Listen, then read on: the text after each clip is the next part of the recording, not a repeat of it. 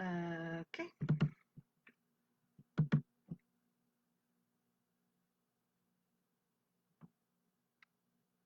All right. Let's see.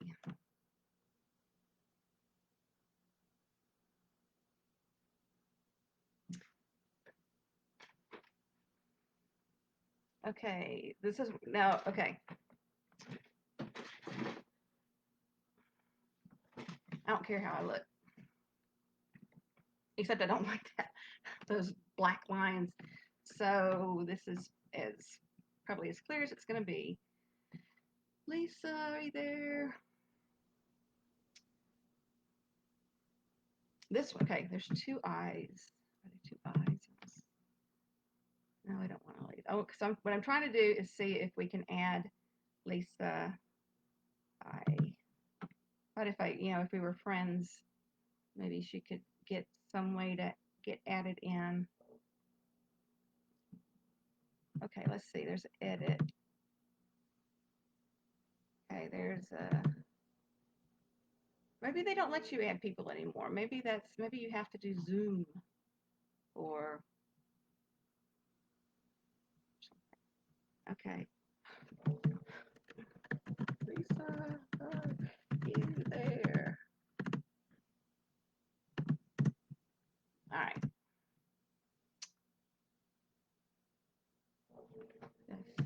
Okay. So I need to make sure people can hear me, and then I'm sure I can get this to where people can hear her when she calls in if I can't get her on the video. What did I just do? Oh, my phone charger. Let's see. Um, it was acting like I want to play something off my phone. Cancel. Okay. All right.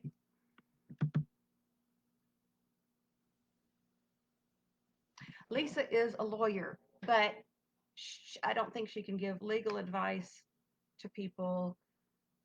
She'll have to say what she can. Yeah, she is a lawyer, and I think she mostly wanted to talk about some things going on in my case, but I think whatever she has that could be helpful to anybody, that'd be great. Okay, okay. I might as well just go ahead and get started. What is it? We're 6 minutes away. Unless anybody want to take a potty break. Um, I can tag people. Wait, I would just stay on. Okay, I think more people are more likely to be on um, Facebook. I don't have that. I don't think I have very many followers on YouTube. Okay, all right. I'm gonna say go ahead and join in. This is Tuesday, December 8th, 2020. I'm at my brother's house, and my it was funny. I tell this little story. Um, hold on. I was over here one day, and I heard doot doot doot, and I thought it was a trumpet player who was playing Jingle Bells. And then I waited for the rest of it, and I was thinking, oh, it's so nice. There's a trumpet player in the neighborhood. And then there's this big explosion, and then I'm like, oh, that was a warning blast that I thought was Jingle Bells. So you can tell I'm in the Christmas spirit. Um, so I'm going to tell people to go ahead and start watching and sharing. I don't, and then and let's see. I'm going to take test away. Okay, I'm just going to say live to start. If they I don't know what's Lisa. Um, Retired generalities. Facebook won't allow it. Okay. Okay. So I'm going to go ahead and now Facebook used to allow it because I had Marissa Hamilton on, and then at some point everybody was trying to get people on and it wouldn't work. But we can do it by phone. Okay. So I got my phone here, so Lisa can call in. She can call me at any time. I'm ready, and I'm gonna start inviting people. Start sharing this. Actually, I'm gonna go on my phone, on my Facebook, my phone. Okay, let's see. How do I look on there?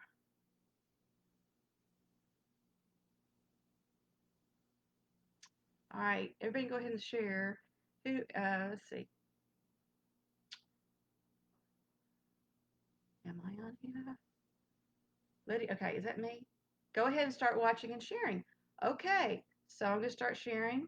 Um, Share your group.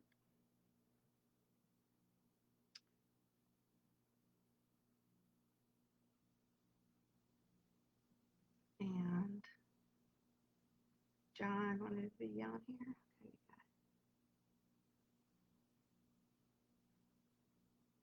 Okay. Let's see. Share. Okay, she's calling. She's calling now.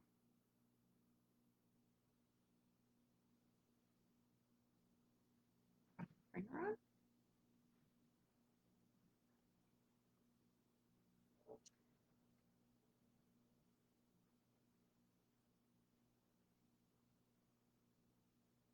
Did I give her the right phone number? Okay. Let's try. I don't know anybody to tag. There she goes. I think it's her. I've never heard her voice. Come on. Hello? Oh, I got to put you on speaker. Okay. Okay. Hello? Hello, can you hear me? I can hear you. Okay, good. All right, I'm going to turn off the live because there's a delay You're gonna between what? the phone and the live. Oh, okay. Yeah, hi. Sorry. Okay. Okay, this will be easier. If I just do it with no Facebook on, just speak with you on the phone. Yeah. And then if anybody right. has a question or anything, they can. You can relay it to me, or I'll call it back up and I'll just turn the volume off. That way I can see comments. That's probably the smartest way of doing this. That's true. Well, pleasure to talk to you, Lydia. Thank you for talking with me. Yeah. Well, I think. Yeah. I don't think I've. Yeah, we've messaged back and forth over the years, a little bit here and there, but you know. Yeah, I'm trying to think of. I don't think the only person I've had on with me is Marissa Hamilton in uh, Arizona, I think. Okay, so let's make sure people can hear us. I said go ahead and start watching and sharing. Let me see. Okay, I can't remember all the people who were interested. Um, okay, I'm just gonna say we're live. Okay, so join us. And then whoever's following me might get a notification, and then if you don't, they can check later. Okay, well, Lisa, why don't you tell us about you, other than you're a retired lawyer, like. Yep, retired lawyer. I retired due to a car accident. It wasn't a purposeful retirement. It was a permanent disability. Ooh. And having two small children. So I couldn't do it all anymore. But before that, I did a lot of family law up until the second time somebody pulled a gun on me, in which case I kind of retired out of family law. I think it's I don't think people will get as emotional about any other kind of law as they do about family law. I mean, it's just a lot of drama, like divorces, and just so much. It's just so emotionally volatile, and then of course people think. Yeah. Can somebody say? Is anybody here who's here? 11 people. Somebody let me know if you can hear Lisa. If you can hear both of us, okay. Let me see. All right, that I can't tell you. Let me scroll down here and see. Maybe, yeah, okay, there's comments here I didn't see. Oh, okay, now I'm scrolling down and seeing my comments. Okay, thank you for Sure. your time. We love Lydia, and some of us are dealing with similar patterns in our situation. Yeah, Mark Brown is the one who first said, we should have a dialogue, and I'm like, I don't know, but yeah, I don't think he's, yeah, I'm not game for him. I think Lisa's gonna be better for me. I don't know what Mark Brown's problem was. I think I finally blocked him. Okay, all right. So can somebody say, can you hear Lisa? And oh, great. Yes. Oh, hey. Okay. Abby wondered. There's Abby. She says she can hear us. Right, and she was one of the ones that was in John. I don't know how to spell his last name. Leckenroan or something. She's in similar circumstances with her first husband. In that case, yeah. Absolutely. Oh yeah. Okay, so you worked in. How long have you been retired? Let's see, how old's my youngest child? 20 years. Oh, that's a long time, but you still follow legal cases and stuff. So yeah, I still follow legal cases. As a matter of fact, I'm about to join a committee that is writing legislation to protect disabled parents from having their children removed, basically. did you have any issues when you were in your car wreck? Did you have any issues with? No, none whatsoever. Nah. No. Okay. I mean, obviously, I had issues. I was disabled. I can't do the same things that I could do. But I plugged along like we all do, don't we? We just do the best that we can do. Yep. I had a large support system. Oh, and you know what? That's what I tell everybody. Like when I talk to people and they're in trouble, I'm like, do you have a support system? Are you in a church? Are you in any, do you have neighbors? Do you have family? And right. That's people, it makes all the difference in the world. It takes a community. It really does. Yeah, because every you're feeling good. I don't care how much in control of your life and everything you think you're in, it can change in a minute. And if you've got, you can change, you could be in a car wreck, you could get fired from your job, and, and you don't have to have like a gazillion friends, but you need to have really high quality friends. You don't need friends that are going to drag you down. You need, I think you need friends who are, it needs to be something. In life, you get what you give to a certain extent, so you learn. Yeah, and everybody needs, everybody has something they can give, and everybody has something that they need from others. So it needs to be balanced, but yeah, I've always had, I just don't. I feel really sorry for people who don't have, um, people who can be there to pitch in and help and hold their hand or whatever. But that's, people need to do that now. They need to do. They need to build, healthy relationships with people who can, be supportive, and they can be supportive of before you got to have it in place before you need it. And I'm just shocked when, and it's really sad, but I was talking to this one guy at McDonald's one time, and I'd heard him on the phone, and he'd just gotten out of jail, and he was talking to his mother, and I think he was homeless, and I think he had a girlfriend with a baby, and the baby was about to get taken by DCS or something. And he was talking to his mom, and I said, "Is your mom? I'm glad you got your mom's here in town." And then he's like, "Well, she's homeless too." And I'm like, "Oh, that's bad.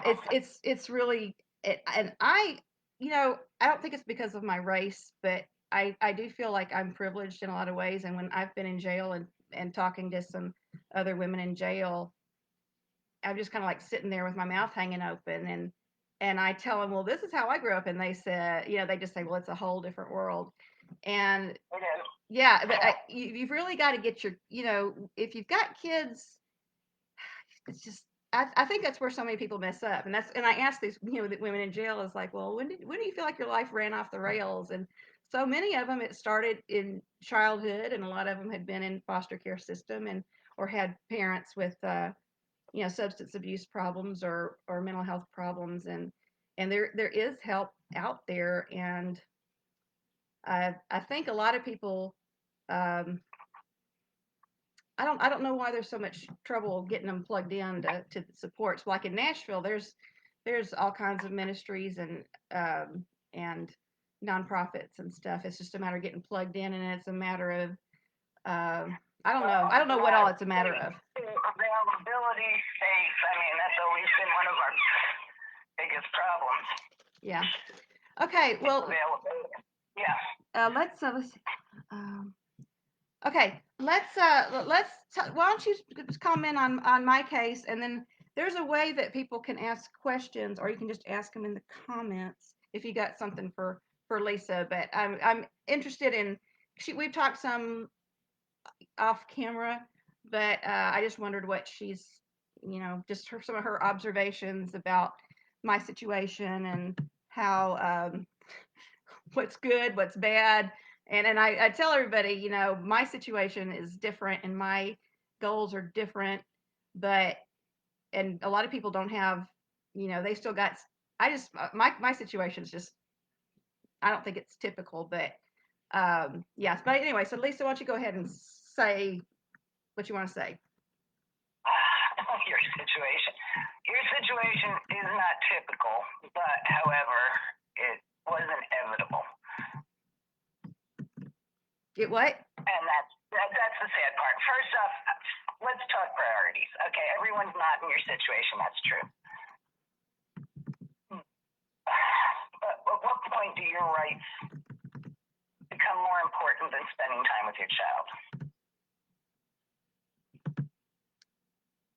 Well, it depends on what rights you're talking about. If you're talking about a right to not be Seriously, listen to me for just a second. If you literally cleaned up your house and let them have a home inspection, okay, what other things are left on their list that they required you to do in order to start visitation with your child again? Well, there's a pretty long list. One of the big things is the situation. One was the psychological evaluation. You did that, and you passed that with pretty flying colors, I believe. Yeah, but it's they're never gonna.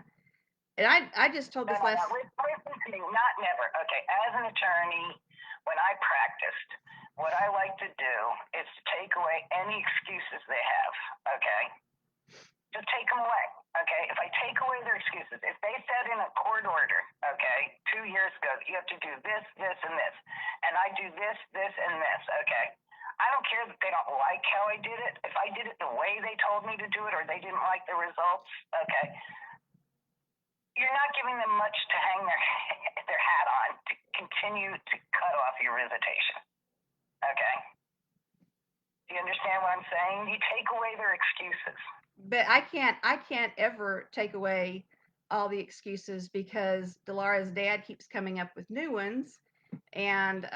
Yeah, but it's not Delara's dad, okay? I mean, you have to answer his things, but the person that you have to convince is the courts, okay? All right? And if you jump through their hoops and they keep giving you new hoops, this is a court now. This isn't CPS, okay?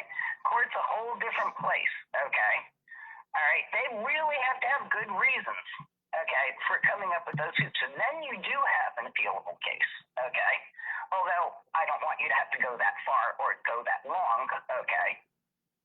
But do you understand what I'm saying? If you take away their excuses, okay? Yeah, that's how I thought things would work. That's how it works in theory, but in my case. In your case, you haven't done it. You didn't do it. I did. I complied with a whole bunch of stuff. I had the first guardian ad litem that came in. When did she come? No, let's talk about let's just stop and go with the last order, okay? The last order that's standing. All right. because what I foresee in your case, what your problem is going to be, is the same problem you had the last time. And in this time, you have even a harder case to be able to prove that there has been a material change in circumstances that would warrant them reopening the custody case.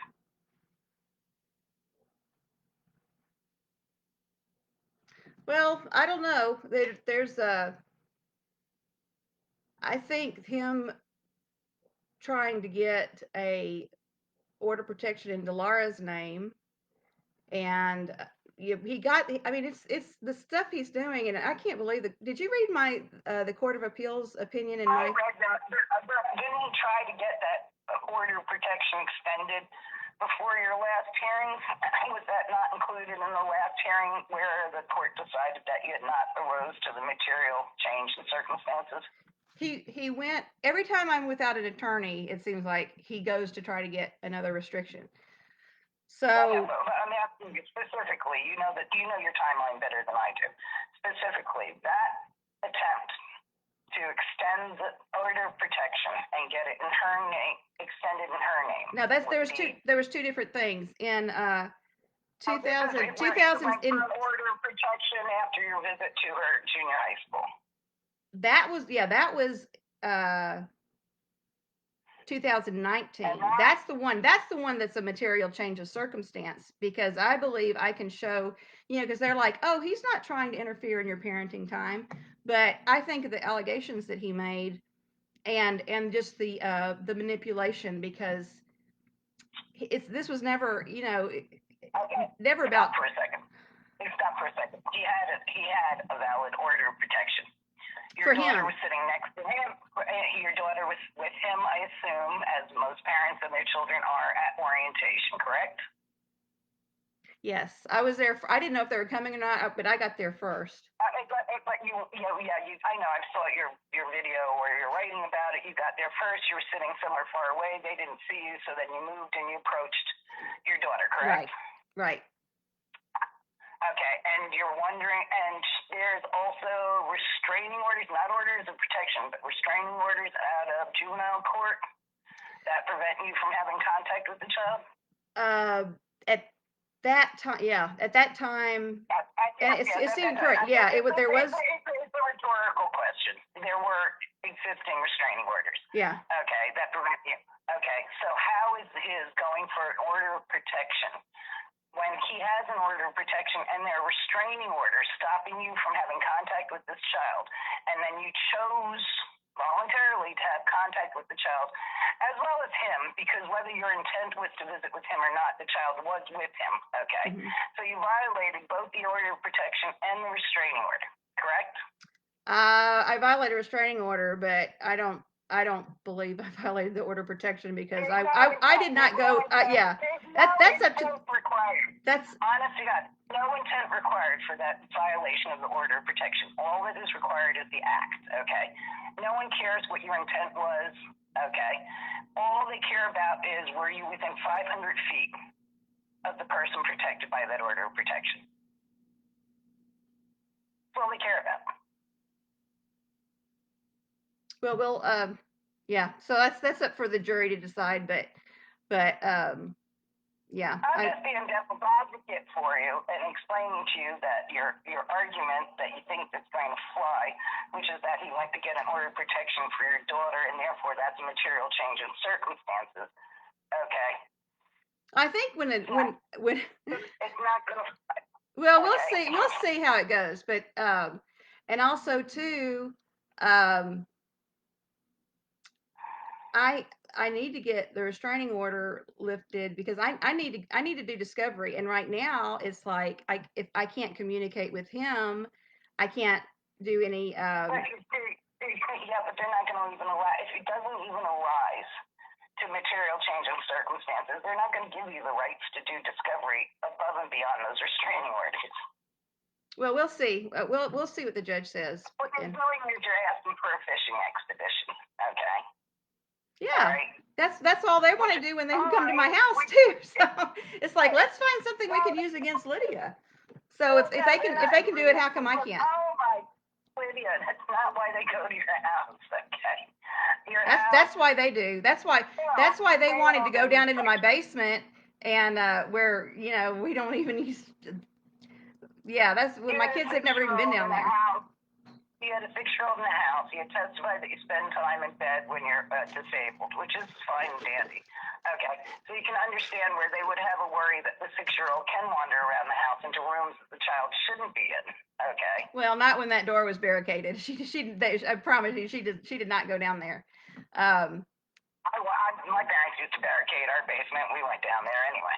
I mean, I was a child. You were a child. Did you get into things you shouldn't have gotten into? Did you do things you shouldn't have? I watched Delara a lot closer than and my mom had 6 kids, so she couldn't watch us all at the same time. Um, and also one of the things that I've done is in the August 2018 order, which has got all these restrictions where I can't have any information about her at all. Don't know where your pediatrician is, and can't talk to her counselor at school, or can't see a report card. Um, those all came after the custody modification was over, and after my attorney I just hired her for just to get me through the custody trial. So as soon as I'm left with that representation, then they come back in and get all these extra restrictions that weren't based on anything. But the one thing that she did agree was I could have visitation outside of my home. And I was just talking to my mom about that. Yeah, but that's a limited visitation. I mean, how long do you expect the visitation to last that's outside of your home? Eventually, it's going to have to be in your home. Well, it's not just a matter of me protecting my rights. It's me protecting my mental health, because this this man. This is what a lot of people don't know, is they don't understand how bad it was for me when this man had control of my everything I did. And that's what he wants. Well, I think he just wants me out of the picture so he didn't have to mess with me. But so it's not my house. When this started, he was saying that they're always going to say I'm mentally ill. They're always going to say uh, that I'm inappropriate with my daughter. They're always going to say that. So if they're going to keep me away from my daughter for all these other reasons, and you know, why would I want to give them control over, um, you know, coming into my house and looking for things? Because that's what they did. It was like there was nothing. So that you can have custody of your daughter. Huh? That's why. What? Why? Why? For custody. For your daughter's sake. So that she can spend time with you. She's already lost She 6 should years. be able. She How should many be able. years should she lose? She should be able to spend time with me right now. There's no reason by the. Could. You're not allowing it. Okay, so what can you do? What can you do and change to make them allow it, or to give them no room to have reasons not to allow it? There's nothing I can do, because. Of course there is. No, there's not. I'm telling you. I just told you in court the other day. Okay, when you were in front of Judge Calloway, she went down the list. Have you done this? Have you done that? Have you done that? Okay, she told you. I know. And one of the things on her list is giving other people control over my conversations with my child. And I'm not going to let somebody else control my conversations with my child. Why would I do that? Because that's not going to be in my daughter's best interest. For a limited amount of time, and while you're under it won't be limited. You don't understand. Under their supervision, you could have those conversations with your child. Huh? That's simple. What? I said, as long as you're under their supervision. Once this was resolved, once you didn't have therapeutic supervised visitations, once you went to regular visitation, then you went to joint custody again. Okay. Nobody's going to be policing your conversations that much. They just aren't.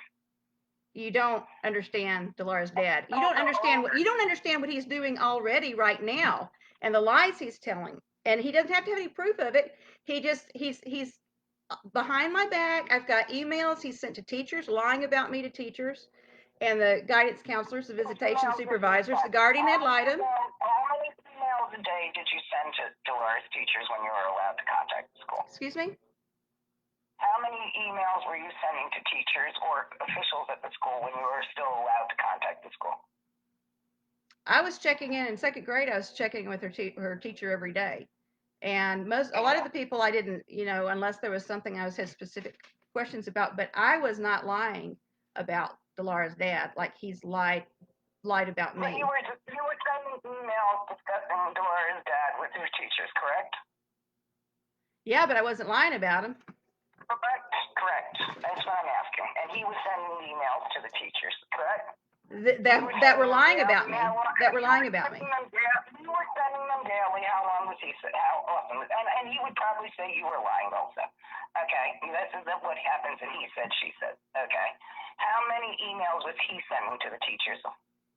I don't know, but he was having daily contact. Yeah, he was having pretty much daily contact, so I don't know if he needed to send emails. Once I was out of the picture, once I was out of the picture, I have no idea. I've seen emails. I've seen emails, but I haven't seen. Okay, it's like when you discuss the appellate case, the latest appellate case that they did, and you convinced yourself that they couldn't possibly have read your evidence, right? Because they did not rule in your favor. No, okay? That's not why they didn't. That's not why. How do you know? What proof do you have that they did not read your submission? You're the only person who submitted anything other than the court record being put in. Okay. He didn't answer. They only had your brief, correct? Right. Well, they had my brief, okay, and they had the judge's order, and they had his petition. Well, they had to read something, so they read your brief. No, they didn't. They didn't read. They did not refer to. I had like 5 or 6 different material changes of circumstances, so that even if 1 or 2 of them, I think the first one with him interfering, he's violating the court order and denying the court order. You think. Okay, you think. What proof do you have that the appellate court did not read your brief? What proof? Well, I don't have any proof. I called and I called the clerk and I said, "Is there any way to prove that they looked at my brief?" And he said no. So there's no indication in there. The fact that they didn't address any of the material changes of circumstances, that they just had said 1, and Well, then that was the only one they thought might have had some merit. Well, okay. usually they when I've read other cases, they address all of it. They're like, well, this doesn't rise to it's the. No, they don't. Nah, and most of the time that's because there's a legal argument attached to it with the relevant case law and that it's on point. Okay, a lot of your material changes and circumstances that you put in there did not have that citation with them, but no, they don't refer to everything. I've appealed quite a few things. Did you look at my brief? Did you read my brief? Yeah, of course. And I had citations that were similar things where, this is the material. Sometimes. I think at least four of them I had. And for them to just say, well, the mother just, that was a very stark contrast to my other 2. But you do understand what I'm saying. Yours was the only brief that was submitted. Okay. All right. They had no other briefs to read for that appeal. Right. Okay. Right. Only yours. Okay. Yeah. They read it. And what? Let me ask you. They didn't agree with you. No. Yeah. Well, I don't think there's any indication in there that they gave me a fair hearing, because they, even in my other 2 appeals. I think mainly going over whether they applied the law incorrectly. Okay, almost at no time do they go over the fact scenario. Okay, and then say that the judge interpreted the facts incorrectly, unless it's something so blatant. Okay. What do you think about them ignoring all of the expert witness testimony and the opinions and recommendations of the expert witnesses and the I think that your interpretation of what the expert witnesses had to say and the interpretation of your the father's lawyer and my interpretation of what the experts have to say probably all differ from each other. And so it's entirely within the appellate court's ability to make their own determinations on what they feel the experts had to say. But mainly they're going to base it on how the trial judge interpreted the experts. But she didn't even mention their testimony in her opinion, in her order. That's so if she doesn't mention it in her order, I just don't think that it's right for say you have a third party and you got a parent, you got a third party like a stepfather, and they want to have custody. The stepfather wants to have custody.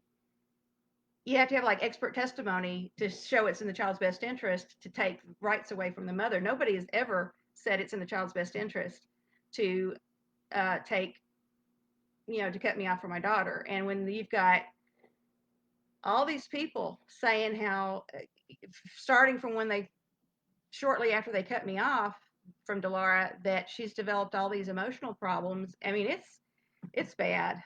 But yeah, but I know that I know that Delara's dad, I mean, I went to mediation with him and he said, I want her to have no parenting time.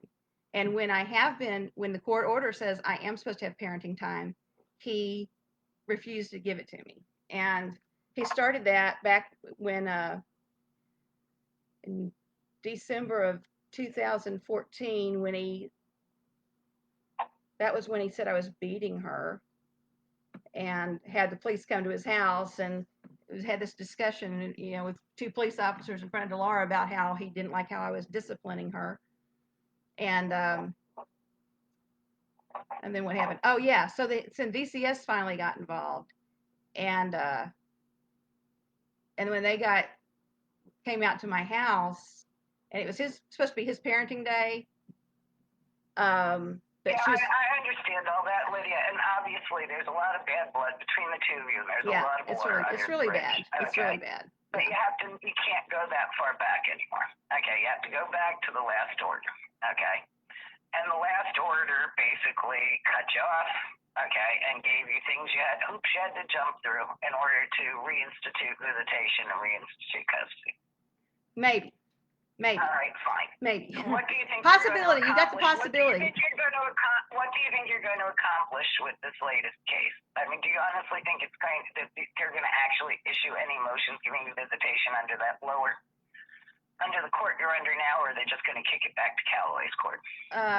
Well, they have to. They're saying one court, one judge, and if once we have our trial, I mean, the trial will be with Robertson, and then he can have a rehearing with Callaway instead of appealing to the. I know, but what I said was, do you think that he will override any of Callaway's motions right now? Okay, even if there is a trial. I don't think he has to. I think all he has to do is Of course he has to. He has to. There are restraining orders that stop you from having contact with the child. But he's a judge. He's a judge, and he has the authority of the power of any other judge in this case. So I'm gonna leave it up to him and just see what happens, because I've talked to a lot of parents who are in really high conflict situations, and the kids, I don't want to have her torn up more than she already is. And I don't know what her dad's going to do. That's one reason I'm really. Yeah, you're subpoenaing her to testify. Yeah. Okay. So you're subpoenaing a child that you already acknowledge has emotional problems to testify in court, okay, and put her on the spot in basically choosing between her parents because obviously the two of you do not get along.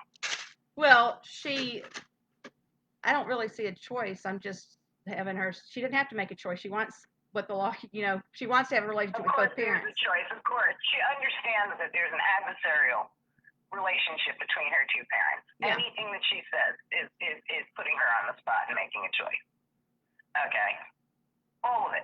So this is one thing that other people might, should children testify, this is a question that might be of interest to other people too. So I'm going to make a comment here. So what's your experience with children testifying, 12-year-olds and up? Not good. Not good? What happens? Not good. It's very traumatizing for the children, period. And it just is. Okay?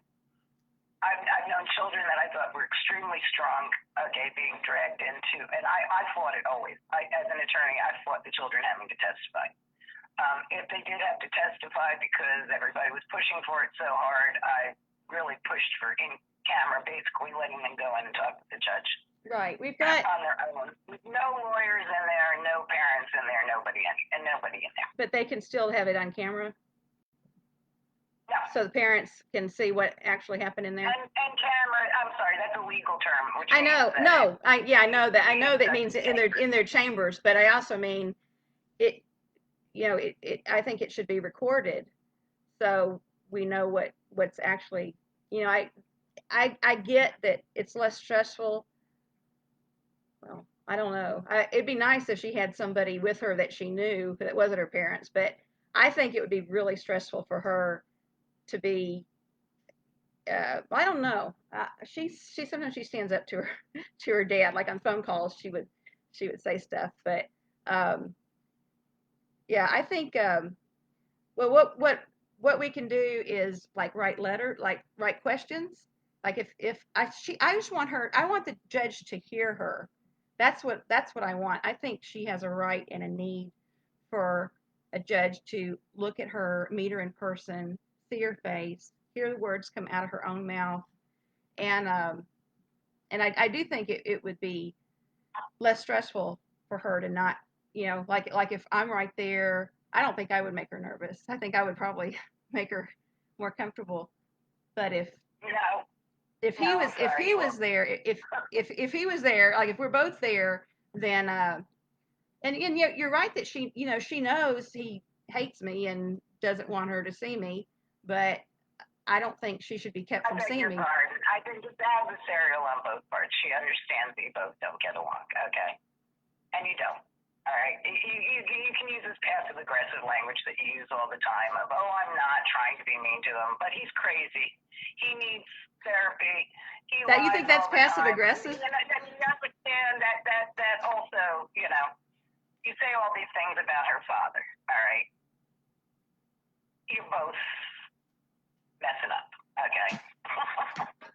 You both are. No child should have to hear that from either one of their parents about the other parent, ever, okay? They just shouldn't.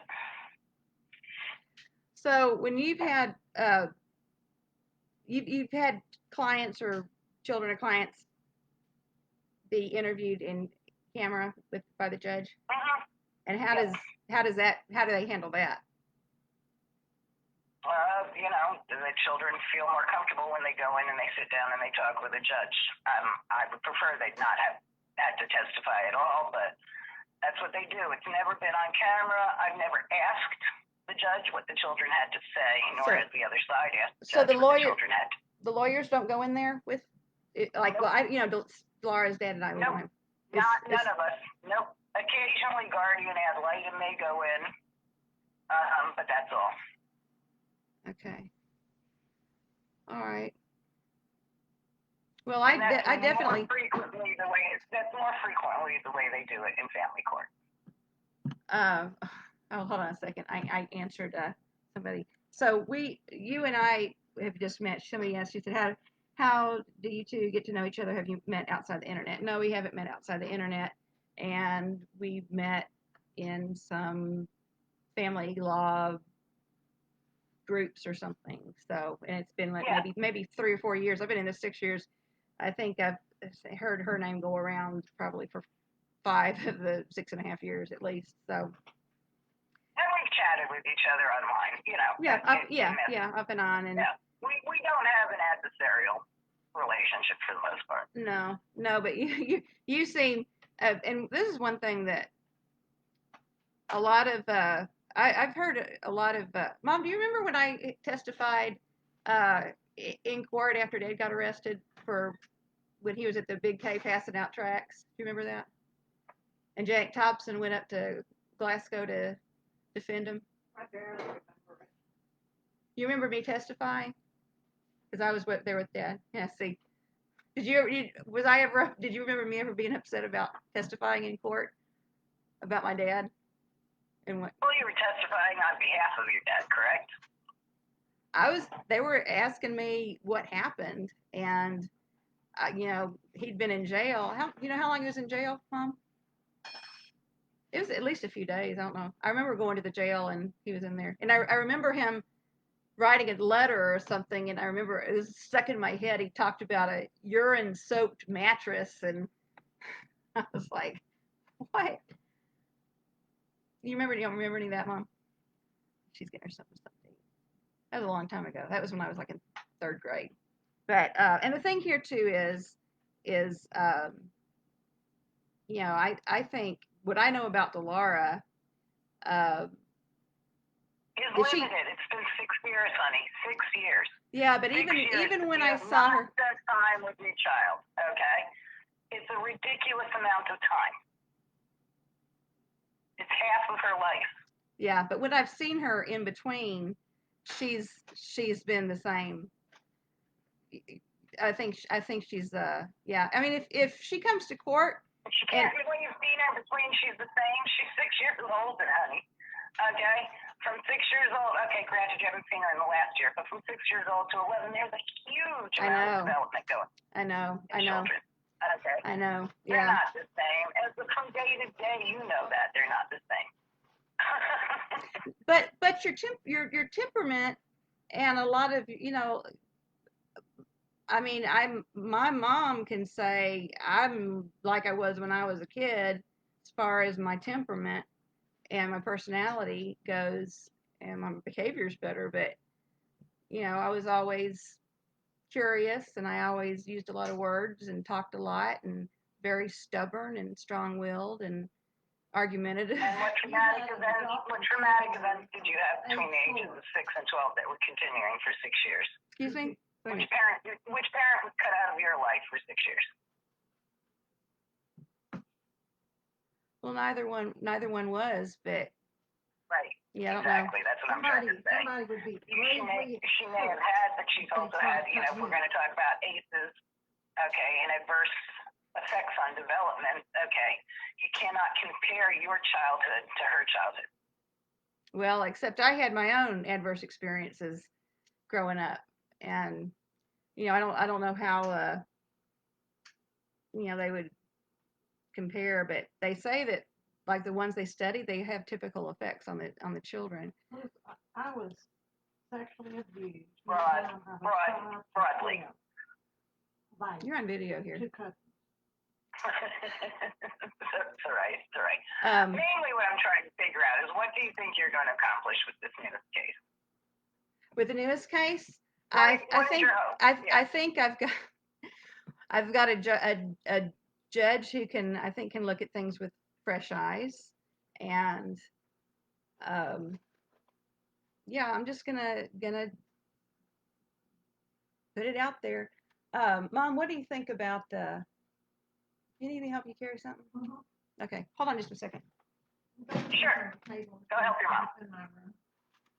She'll be right back. Trying to help Mama.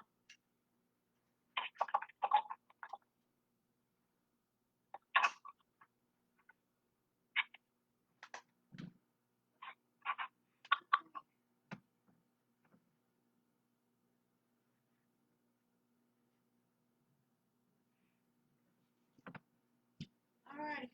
Thank you. Okay. Oh, let me go put clothes in the dryer. Yeah, keep trying to get as much done as I can. Are those cloths on top of the dryer? No, they're mine. They're yours? Yep, Okay. they're mine.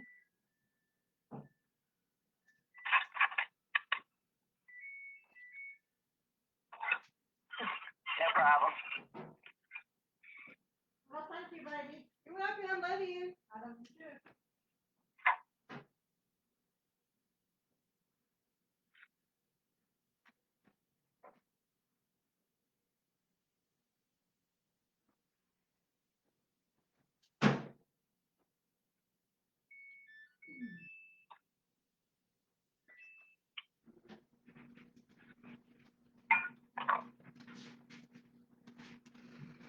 Okay. All right. So, Okay. yeah,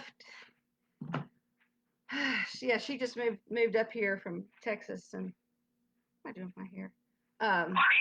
Yeah, she needs some help with some things. Okay, so I've got this filed. Cough drop. I'm just afraid you're going to be disappointed. And they're going to bounce most of it back to Holloway's court. Oh well. I probably will be disappointed, but I don't think anything would disappoint me as much as what the Court of Appeals did. I mean, that was It was really brutal. It was a brutal opinion. Okay. Oh, you think so too? Because it was. No, it was brutal. Okay. It was brutal. There was a lot of personal stuff that didn't need to be in that opinion.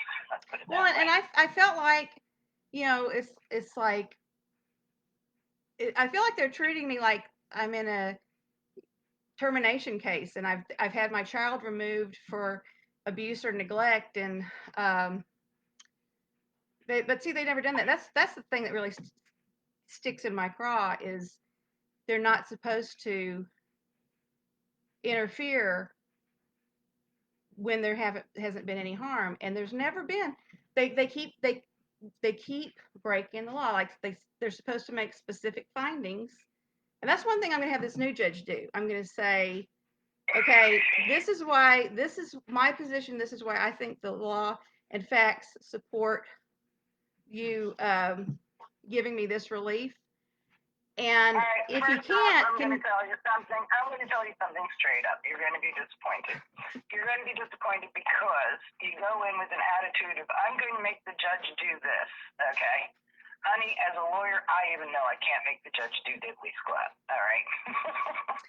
did I ever tell you about it was in the neglect and dependency trial, and somewhere I had said, the judge can do anything they want. They're the 600-pound gorilla in the courtroom, and the guardian ad litem, when I was they're questioning me. The guardian ad litem said, "Did you say that the judge is the 600-pound gorilla in the courtroom?"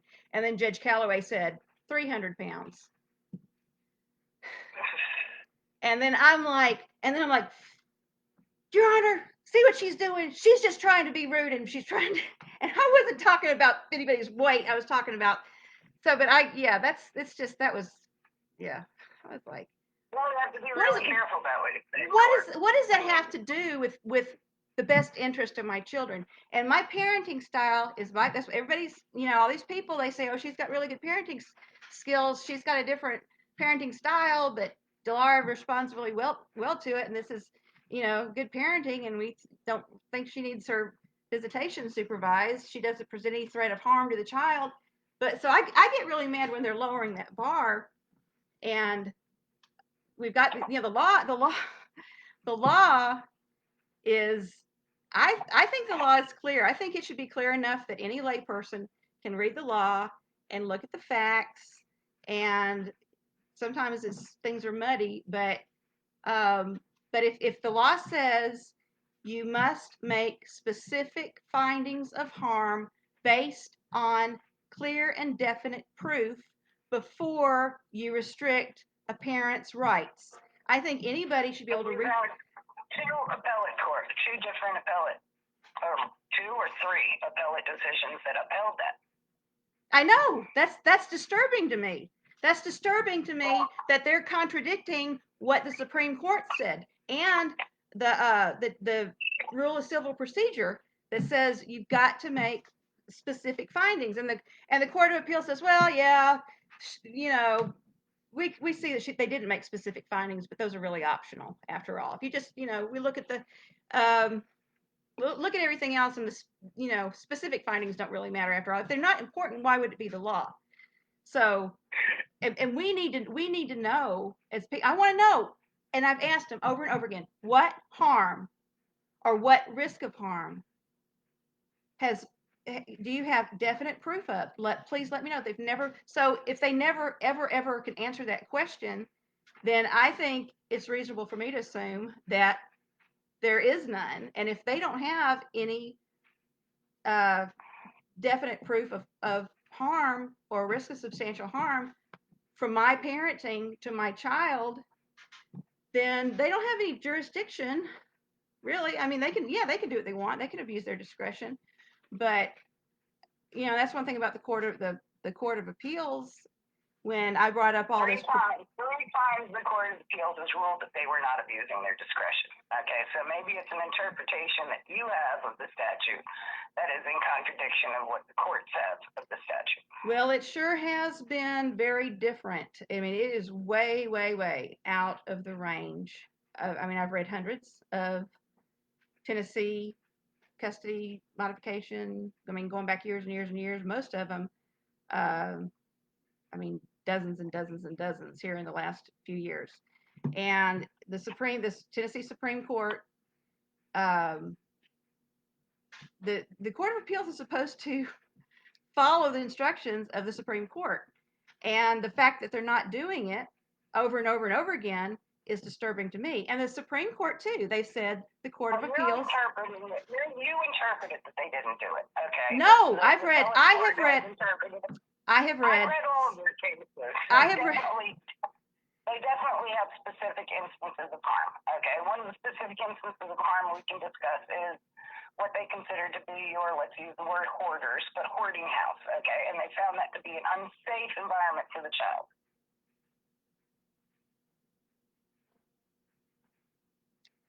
The word that was used was inappropriate and less than ideal. Nobody said it was unsafe. I don't ever remember them saying it was unsafe. I remember the Court of Appeals saying it doesn't have to be unsafe or unhealthy. It just being inappropriate and less than ideal is enough. That's what the Court of Appeals said. Not in and of itself. There were other factors that they factored in, correct? In the house, or just in general? That's why we need specific findings. And the Supreme Court has gotten onto the Court of Appeals for that, and the Court of Appeals has gotten on to trial courts. They've said over and over again, if you look up that 5201, Rule of Civil Procedure 5201, it takes so much time out of people's cases to have to go through the appeals process, and then the appeals process is like, you didn't make specific findings, we have to remand it. So I think there needs to be accountability in the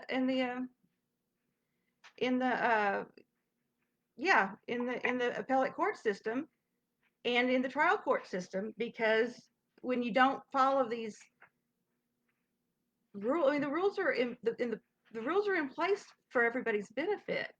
And it's obvious that they're not following the rules, not just in my case, but in lots of other cases. The not making specific findings is huge. It's huge. If you just do that search for that rule of civil procedure or specific findings, they've remanded a whole bunch, and they say some of them, they just really go on a rant about how important it is to make these findings, but there's no repercussions, negative repercussions for the trial court when they don't do it, or they may get scolded a little bit, and there's no repercussions for the Court of Appeals when they don't do it. So I think that's a problem, and it's not just in my case. So what does that tell you? That tells you that this is an approach that isn't working and isn't necessarily going to work in order to get you with your daughter as soon as humanly possible.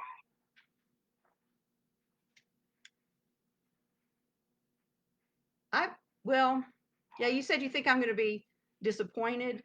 Oh yeah, Because they're going to bounce it back to Callaway's court. I think it. Yeah, I think it's. Well, they'll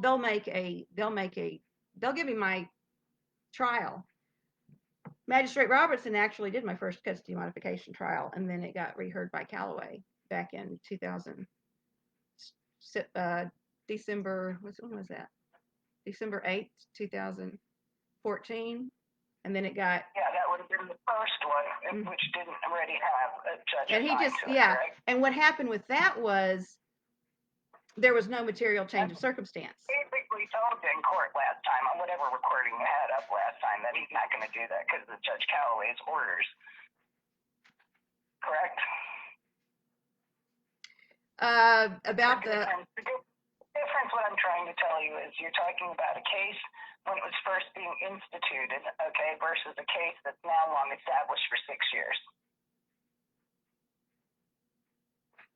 But there's been things that have changed in those 6 years, and custody is always open to modification if there's a change in circumstances. It's always open to it as long as there's a material change of circumstances. Mm-hmm. And that's to be proven. That's to be proven at trial. That's to be proven at trial.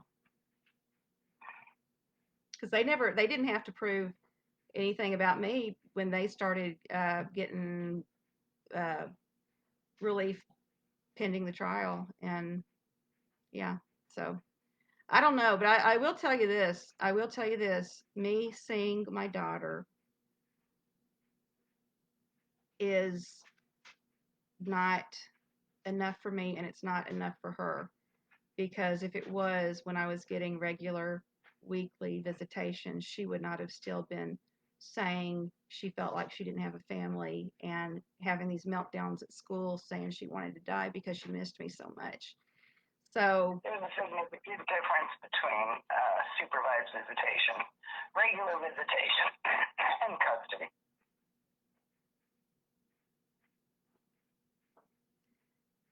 Supervised visitation is very bad. It's very bad.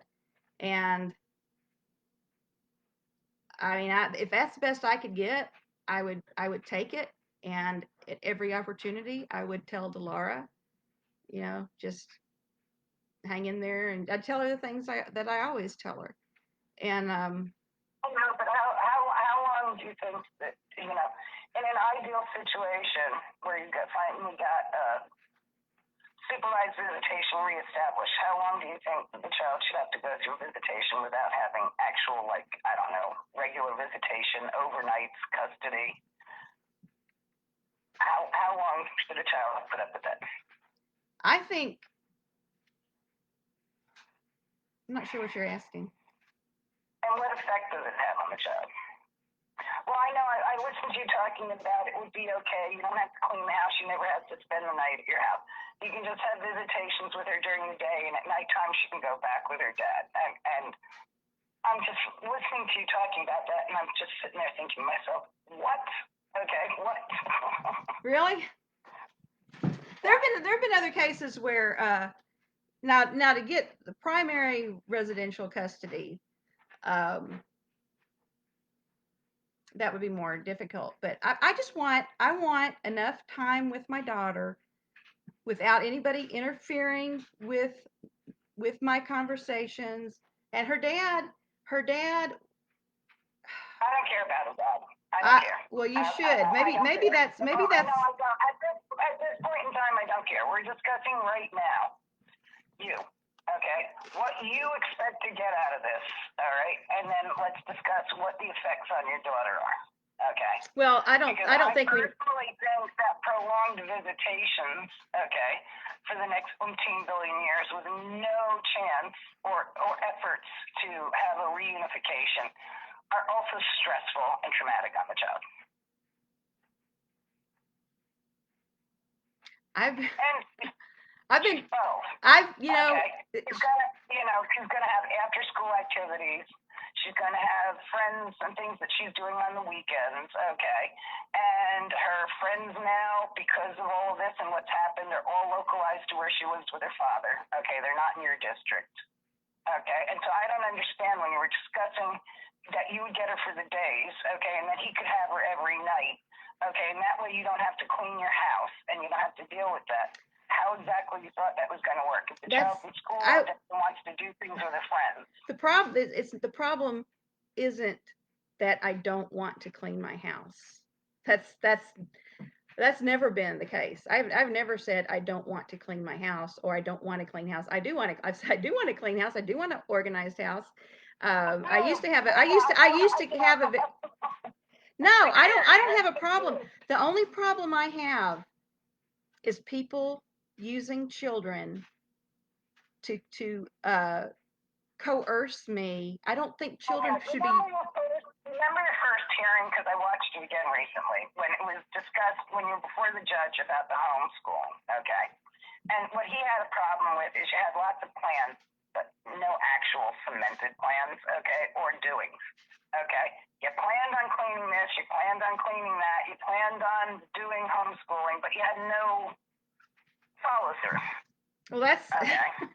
And that's what the courts say 6 years later, hon. What they notice and what they see is you had 6 years to make your house fit. We'll just use the word fit, okay, as a shortcut for what they said about your house, and you still haven't done it. How do you know what I've done? How do you know what I've done to my house? I've actually done some things to my house. But okay, I'm not gonna let. If they were to come in and inspect your house today, would they have a different opinion than when they inspected it 18 billion years ago? I don't think they would, because they didn't have a different opinion after seeing her totally transformed bedroom. I mean, it was. I took pictures in that morning. I said, these are this morning. And yeah, but we know that people can fake those, right? And of course, the how do you fake them? And one room is not sufficient. Okay. That was the they had pictures of the other room. If they think I'm okay with them cutting me off from all communication, all information about my child, because I'm not willing to let other people come into my house and say, oh, the inside of her refrigerator, there wasn't any rotten food in there, but it was really cluttered, and there was a spider web, and there's just too much stuff, and I don't keep my house like this, so I don't think she should keep her house like that either. And it's not just about me, it's about a lot of parents. We've got, you asked about my rights. Our rights protect us. Our rights are supposed to be defended for our good and happiness. You can't hug your rights. You missed 6 years of your daughter's life over rights. No, that's not what it is. I missed 6 years of my life because I've got. When I was practicing law, what I would have done is had you comply with as many of those things as possible. Okay, I would have gotten them to take some of those things out because I found them to be unconscionable or irrelevant. Okay. And then I would have given them no excuses whatsoever. Okay. None. Well, and then I would have sued them for the rights afterwards, after that child was in my possession. Okay. Because after all, the child comes first, and the child's psychological and physical well-being come first, above and beyond anything. Okay, in my world. That's just my world, though. Okay. Yeah, my world is. I just think my priorities are different. I mean, she's physically safe with her dad, I think, and yet you constantly are online saying that she is suffering psychological harm, okay, and has emotional problems due to you not being in her life. Right. Right. That's what she says, and that's what her counselor says. Lydia, how is that child not the first priority, above and beyond anything else in this world? Anything. She is my priority, but I cannot put her in a worse situation. You're telling me that you feel that she's safe in her home, okay? She's safe with her dad, so that wasn't my priority because she's safe with her dad. No, that's not my priority. My priority, my priority is to not put her and myself in a. I think I could see a lot of potential, especially after her dad got so mad and broke the windshield. Because she wanted to see me. Once again, we're not discussing your dad. We're discussing you. Okay. No, you can't discuss me and my parenting without discussing him. I can discuss you because we're discussing why you haven't seen your daughter in any constructive way in 6 years. Well, what do you haven't seen her at all in a year. What do you think about everything I do that her dad doesn't like, and when I have a visit and he finds something that I said, and then he complains about it. That's what in the supervised visitation gives me a taste of what my life is going to be like with unsupervised visitation. If they don't ever, I mean, they've got to give me discretion. Like so many divorced parents. So many divorced parents whine and complain about the other divorced parenting time. They just do. I mean, it's like a freaking cottage industry. My ex-husband and I, we just did our parallel parenting, and we communicated and cooperated, and our two kids had both parents in their life, like Delara had both parents in her life for the first 6.5 years, and that was good for them. And my house was not ideal, and some people would say it was inappropriate the whole time I was raising my older kids too. That's not I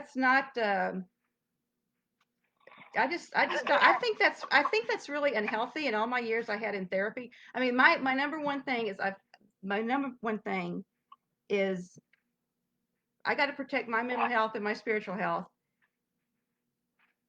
and not make things worse for Delara. So I need to not make things worse for me and not make things worse for Delara. And I've talked to a lot of parents in these really high conflict situations, and I can understand why the kids end up cutting themselves and in the mental hospitals, and they it's just I don't want my daughter to go through that, and she wouldn't have had to go through any of this if her dad hadn't. I mean, this is all her dad started this. There was nothing. No, actually, Lydia, it was all over homeschooling, wasn't it? No, it wasn't. It was No, he not agree. No, wait. How did you end up in court? You ended up in court because you couldn't agree on homeschooling, correct? That was part of it, but he said my mental health had recently deteriorated, my physical health had recently deteriorated. I was not able to interact appropriately with the child. And that was during that initial mediation about no, that was in his initial petition he filed, and then the homeschooling was just something. Initial petition was not about homeschooling. That was the first thing that they took away from me, and by the time, I mean, the goal from the time he filed that was What was the first petition? What was the first petition? Material change in circumstance to reduce my parenting time to every other weekend and stop me from homeschooling, reduce my parenting time. That was the first petition. Yep. It was the first petition that went before the magistrate and before Robinson. Yes. In 2014. Yes. But the problem, they withdrew that. They withdrew it. Their side. They withdrew the petition right before the custody trial, because they weren't ready. They didn't have the CASA with them. They didn't have a whole year of time where Delara had been in school, and I didn't have really a whole lot more one-on-one time with Delara than her dad did, because she was in school during the day that whole school year. So the reason I set, they filed the petition, and to was in school the full year. She only went to school 2 days a week, I thought. That was preschool. In kindergarten, she was finishing up. Did she start kindergarten before or after the petition about homeschooling? She graduated from preschool right around this in May, but before our first hearing. Exactly. And preschool was 2 days a week, and those were on his days, not your days, correct? Right. So then she wasn't in school full time, and you were missing time with her during that period of time because she was not going to preschool on your days, correct?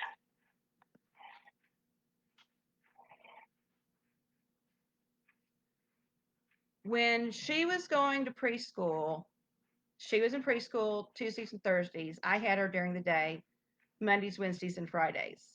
And then So you were not missing any parenting time during the day. when she was in preschool. Nor previous On Tuesdays and to Thursdays. petitions in court regarding Tuesday and Thursdays, but Tuesday and Thursdays would have been Dad's days. Right. He had 180 days, you had 185 days, so some weekdays had to be his during the day. Correct. Tuesdays and Thursdays. He had overnights. She went But to for the preschool. for the last And she then started preschool when she was 2. So before she was 2, he didn't have. I don't think he had any overnights until she was like 18 months old, and then she had one, and then and then he like by 2011, she was spending 3 nights a week with him and 4 nights a week with me. Okay. But in kindergarten, when he filed the petition to reduce my parenting time to change, Was she or was she not kindergarten yet? when he filed it, she was Yeah. she was not enrolled yet. They stopped me from homeschooling, and I asked for them to set the court date, and we set it for December, and then she withdrew her petition in October.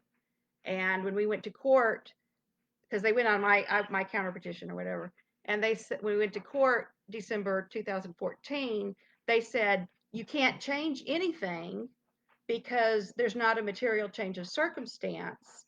And as far as the homeschooling goes, you can't change the custody, or you can't change the custody arrangement because there hasn't been a material change of circumstance. This was after she had 4 listed in her petition. Okay, but however, that petition now would have been yours to change it because he withdrew his.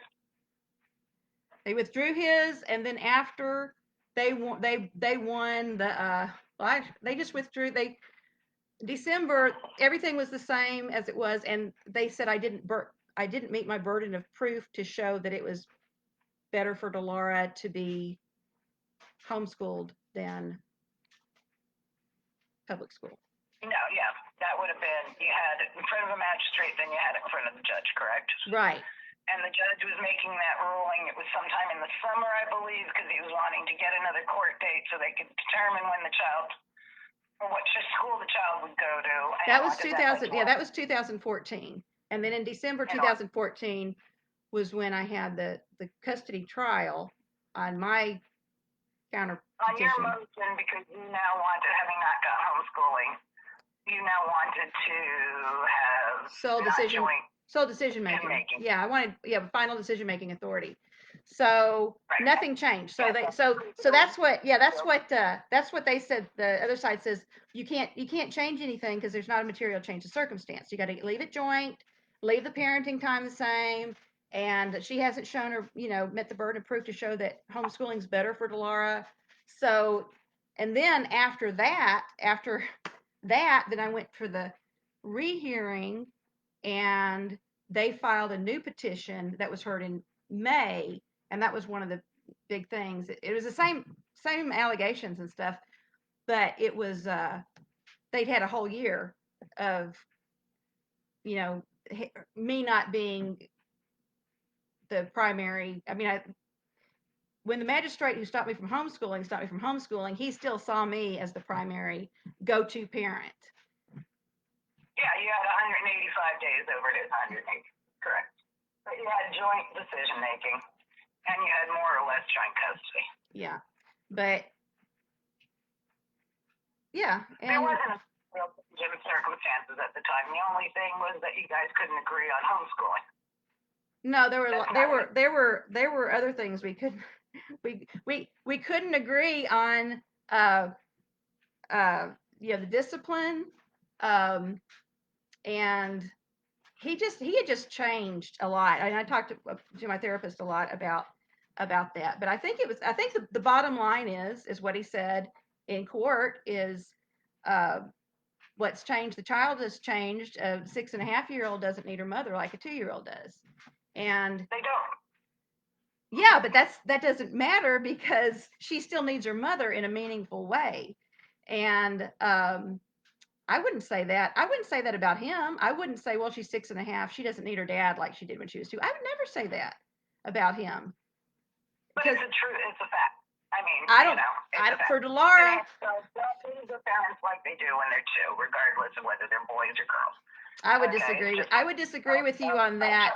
I think children, I think in ways, teenagers need their parents a lot more, just as much at different ages and stages. Your children need you in different ways, but parents still need to be providing supervision and instruction and guidance and nurturance. He didn't say you didn't need the child at all. Child doesn't need their mother at all. What he said is there's a difference between a 2-year-old and a 6.5-year-old, and there is. Well, yeah, but that's no reason to reduce my parenting time to every other weekend. That wasn't why they were reducing your parenting time, was it? I think that's what he said in court. In court, that's what he said. That's not the basis. Unless he brought in expert witnesses, there's not a basis the judge could take away your parenting time. There were other reasons your parenting time was limited, correct? When he said that in court, he hadn't got the order of protection yet. I mean, nobody will ever know what would have happened if he had not got that order of protection from Third Circuit Court. He literally handed him that order of protection. Yeah, maybe I did. Maybe I did, but he still lied. He still lied to get it, and I've seen other people in court say, well, they got in trouble for contacting somebody. How did he lie to get it? What did he lie about? What did he lie about? He lied to the judge, saying that Delara was scared and didn't know who was at the door. And he lied and said I was running around the house, beating on every door and window, screaming. And how many hours did you sit outside his house waiting for him to come home? I sat on the street for a couple hours because I figured he's gonna come back after he'd. In hindsight, Get out of your car then when he rushed into his garage and closed it and ran into his house to hide from you.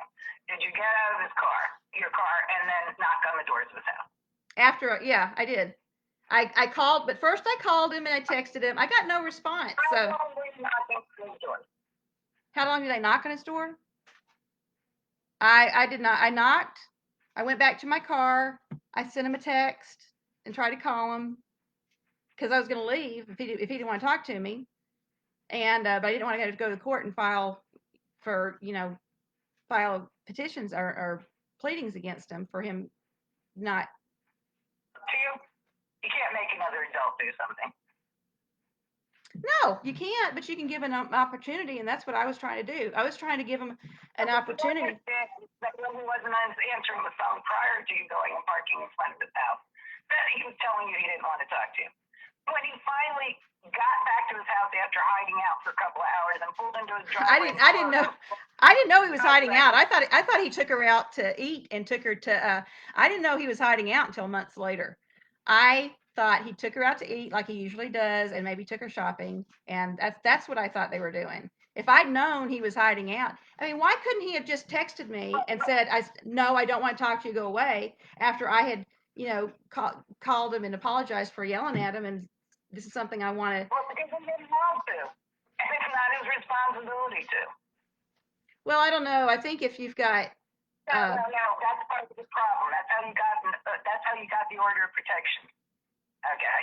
Because even when you were describing it to the judge, you were still, as you are now, offended and thought it was wrong that he chose not to tell you specifically. I'm not offended. It doesn't. But you keep calling it an illegal. It doesn't.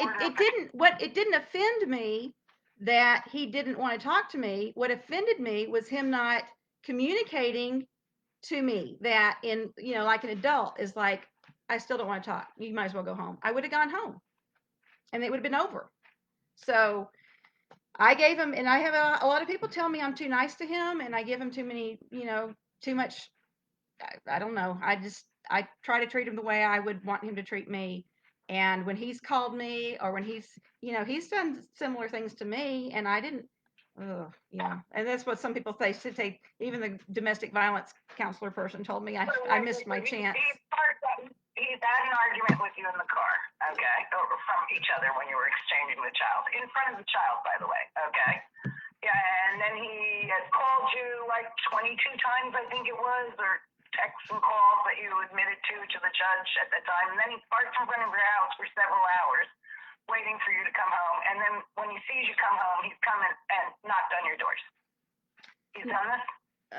He's not done that. He's left work in the middle of the day and come and was sitting in my driveway when I got home because I had been at the gym and my phone was in my car. I don't know how long he was sitting there. He might have been sitting there for 30 minutes or an hour, but yeah, I mean, if you know, so that's part of the thing too. What I'm trying to say is you literally handed the order of protection to him, okay? He gave it to him. And it was for a year, and I did not violate it for a year. Yet he still had me arrested, claiming I'd violated it. So, and he got it extended. So yeah, okay. So what did I learn from that? I learned don't try to communicate with him. And he, it's bad, and that all, that's part of the reason. You went to the child's school, okay? You went to the child's school where the child was with her father. You knew she'd be with her father, okay? Because the child's not going to be there. I didn't know she would be there at all. And if she was there, I didn't. Dolores' dad has had other people bring her to school. So I didn't know I didn't know she was going to be there. I didn't know if he was going to bring her because I know for a fact he has had other people take her to school events. Okay, that's fine. However, you saw them. They did not see you. You had the opportunity to leave at that point in time, and you chose otherwise. Right. You not only chose not to leave, you chose to present yourself to the two of them. Correct? I did not present myself to him. I motioned to Dolores, trying to get her to. Within 500 feet of them. Yeah, I was within 15 feet, maybe 12. That's presenting yourself in his vicinity. Okay. Additionally, there was a restraining order that was stopping you from having any contact with your daughter. Correct? There was a restraining order. Yeah. I was violating a restraining order. Material changes in circumstance. Not because he's not asking for custody modification, however, because he doesn't have to. But you understand that will come up in the trial that you have for modification. Of course it will. And there's other things. It's going to affect you adversely. I'm sure it will. I'm sure it's not going to help anything. But you don't have to worry. It's not going to help. It's going to be worse than helping. Well, I keep saying I've got to answer to God and my daughter, and I think that my daughter, a lot of people think, oh, she doesn't understand. I think she does understand. Your daughter knows that she hasn't had any meaningful time with you in 6 years. That's what your daughter knows. And she knows that, and she knows it's not because I'm not a good parent and I don't take good care of her. She knows she's being treated unfairly, and she knows her dad is the one who is treating her unfairly, and I've tried to, take the. Do you really think that a few years from now, when your daughter's looking over all these documents, that's what she's going to think? I think with what she knows about her dad and what I know about her dad, I think she'll understand that I did the best I could without making things worse for her, because, I think she. Indicated that she would like you to clean the house so that she can spend time with you in the house. What? Has your daughter? Sorry. What? Oh, I'm sorry. Has your daughter ever indicated to you that she would like you to do the things that they want you to do, like clean the house, so that she can spend time with you?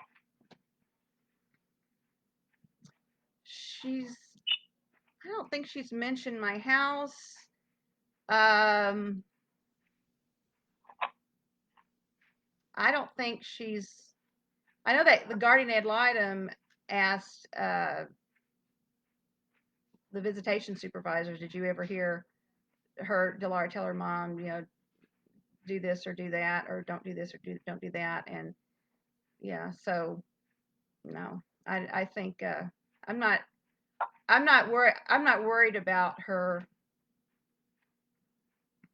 um, blaming me for why she's not seeing me. I I think she knows. I think she's always known it that there's yeah, for no reason, for no reason. I think that's what she says, and um, yeah. So that's on my conscience, and if I'm disappointed and I complain about it, which I will. I mean, it's if I can't have a healthy, safe um, parenting relationship, if I can't have a relationship where I can be myself with my daughter and share my values with her and you exercise my judgment with her. And see, that's what everybody focuses on my house, and then they're not paying attention to all these other things that I What mean, was the my first conversations. what was the first thing Judge Calloway brought up at the last hearing that you were in front of her? And Okay, she started said going over the list. she said yeah, did you look at that letter where they said all I talked about was death? Did you see that? I wrote I about agree with them. it never crossed my mind that that's what people would get out of that. Is I mean, why would you make something negative out of these, you know, the interesting things that happen with animals? I just yeah, see, and that's what I can't live with, Lisa. I can't live Well, that was one, in a it was healthy one way. letter. It was one letter, and I do think that one was a stretch. But there were many, many other instances that they also cited. And you know what? If I have to conform my parenting to other people's ideas of the way they would parent, I can't do that. I cannot do that, and I won't do that.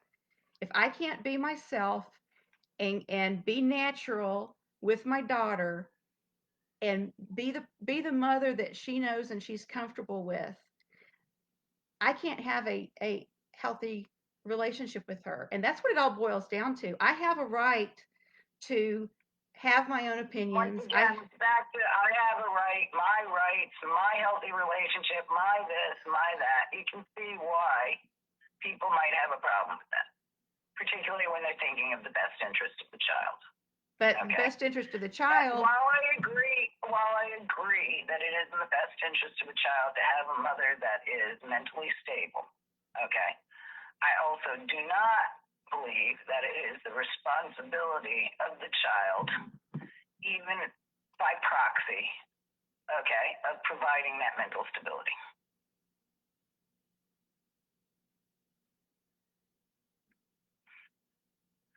I don't know. I don't understand what you said there, because in all the nobody has ever, all the mental health professionals, nobody has ever said that I look to my daughter for my mental stability. It's not my daughter. It's the toxic stress that I'm under from these uh, court assaults. I mean, I was in good mental health before. It was probably like the second year into this when it started really. Uh, yeah, it's bad. But the bottom line is your point of view is don't uh, don't Don't give them excuses. yeah, jump through every hoop, comply. Not every hoop, but the main hoops. But what would a hoop be that you wouldn't jump through or tell your client to jump through? What's in the last order that is standing between you and visitation?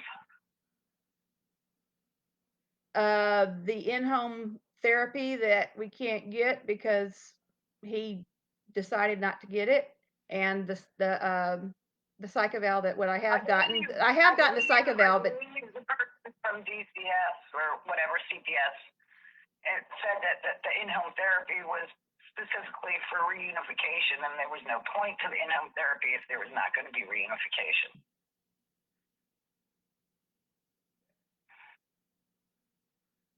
did you see that written in my case? I believe I heard the lawyer for CPS say it during one of the hearings that I watched. You brought up that he'd stopped the in-home services, and that lawyer pointed out those in-home services were specifically tailored for reunification with mother, and if there was going to be no reunification with mother, there was no point to those in-home services.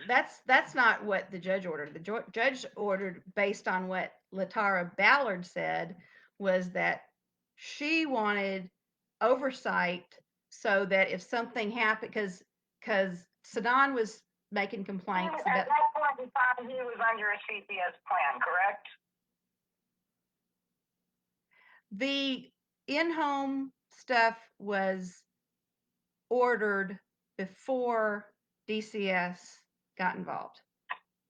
It was the custody order came out like in March. I think it was final. It was final in April, and Can you pull that one up and send it to me?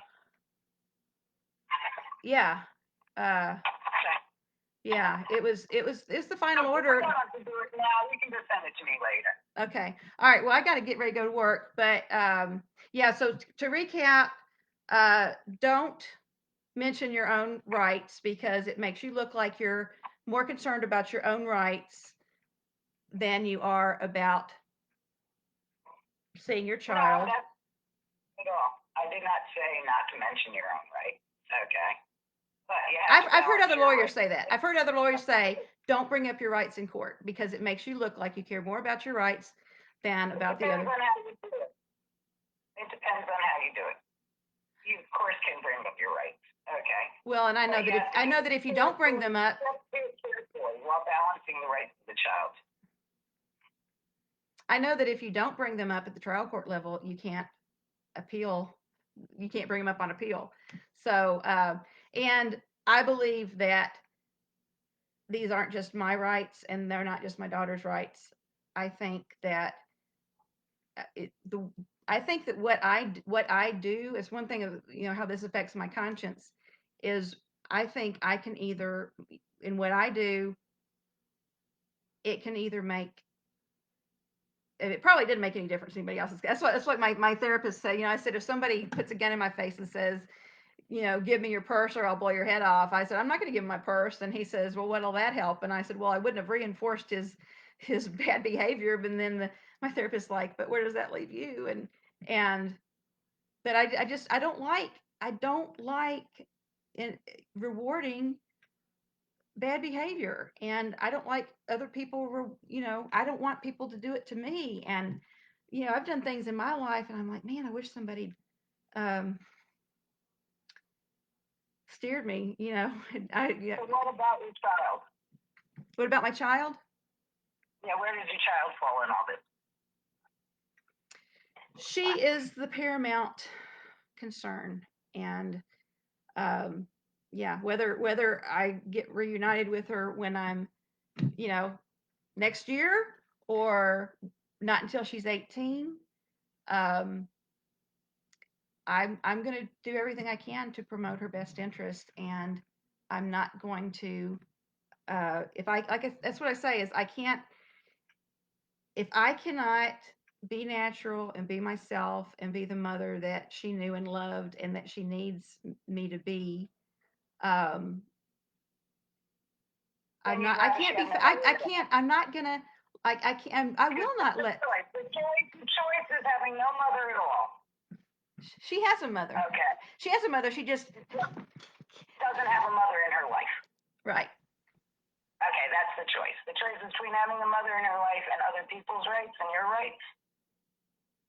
Do you understand where I'm trying to go with I this? don't think you're understanding where I'm trying to go. I'm trying to say. I understand it. And believe me, there's a part of me that and particularly on other things, that will stand on principle till the end of time.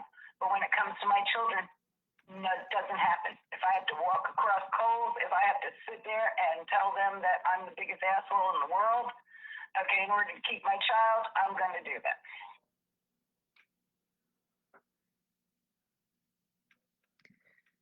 Well, that's you, and I'm not going to do something that's going to create an unhealthy situation more. And I do think there are more unhealthy things for her and for me than what we're going through. And what I don't understand is why the courts are making excuses that there's no, if they can't show, I'm not, I don't think you understand how far Delara's dad will go to keep me out of her life.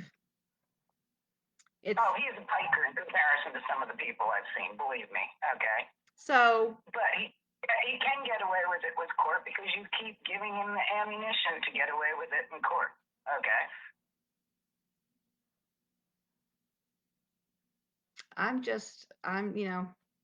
I do what I feel like is right for myself and my daughter as far as I'm able to do that. No, but what you decided to do, what you think is right, has resulted in 6 years of your child not having you in her life. And probably will result in another 6 years of the child not having you in her life. It might, but we'll just have to How see. is that better for the child? How is that better for the child? To keep us in it, she shouldn't be in this. Lydia, She shouldn't be in this position. She shouldn't be in this either. Lydia, Either you won't see your mother at all, or your mother has to do everything. She has to uh, be like other people want her to be. I mean, this is so fundamental. I just don't understand why you're making excuses for people in court to not comply with the law and precedent. I mean, we're talking about controlling precedent. Yes, we literally disagree on that. I think the court has been ruling correctly in every one of your cases. Well, Okay. yeah. Well, I don't. Well, I don't think she is, and this isn't like me having to have my way because I didn't get my way in my divorce either. But I still came out being, nobody said you have to, they didn't want to micromanage my parenting decisions. They didn't want to micromanage my conversations. They didn't want to tell me you can't say certain words around your daughter that, not that they're No, profane. the judge in that case would not allow your children to spend the night at your house. Okay. All right. He gave sole custody to your ex-husband. No, that's not true. We had, Sure, he did. it was a woman, and there was no restriction on my overnights. My kids had, I think she gave me every weekend and every Wednesday. That's not And the divorce thing. Is there another one? he was the Well, prime. you were married more than once then, correct? We only had one divorce after we had kids. But yeah, he was primary residential parent. I had like every weekend and every Wednesday, so taking the kids to church, and I think that's what it was. But that's not what we worked out something between ourselves after that. But yeah, they never said, I was just stressed out and hadn't been in, I'd been in the mental hospital and for depression, and I just, yeah, I didn't do well in court, and I did the judges. I mean, I could tell that she didn't like my daughter's dad at all, but she also had people in her family that had mental illness. So I think she was concerned. She wasn't sure how. I don't. Yeah, she specifically said that if you went back before her in court over this, she was going to Yeah, call she would have changed it.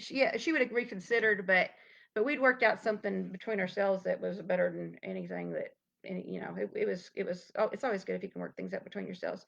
But yeah, but no, she didn't. She never said I had restrictions on my overnight. Because I had. I guess it was standard visitation back then, or a little bit better than standard visitation. So it wasn't anything about um, my house or my words or my discipline, or my personal values, or whatever other people might want to disagree with me on. It was just that the judge could tell I was really stressed out, and it wasn't my kids stressing me out; it was my ex-husband stressing me out. But yeah, but there was nothing. She never said I couldn't have over. I had overnights by the court order, with the weekends and the Wednesday nights. So I'll have to pull it up again. I'm just remembering it off the top of my head. yeah, But yeah. Okay, I gotta go to work. Let me see. Did anybody say anything here?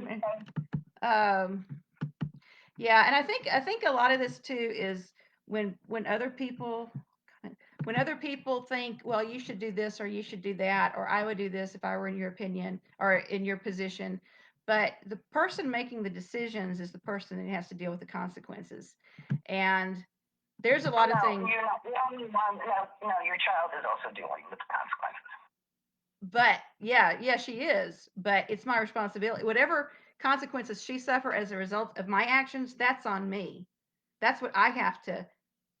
Yeah, that's on me. So if she's It's on you, but it's affecting her more than it is you because she's a child in development. Okay, and if we look at the ACEs tests and everything else, okay, it's having an adverse effect on the child.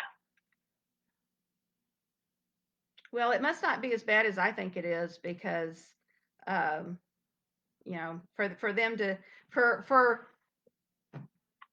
all these expert witnesses to come to court and say how badly she's been suffering, and then just a few months later he goes to cut me completely out of her life again, and nobody's concerned about that. Nobody's telling him, well, you really should let her see her mom. They're always making excuses for him. So anyway, yeah, you haven't told me anything.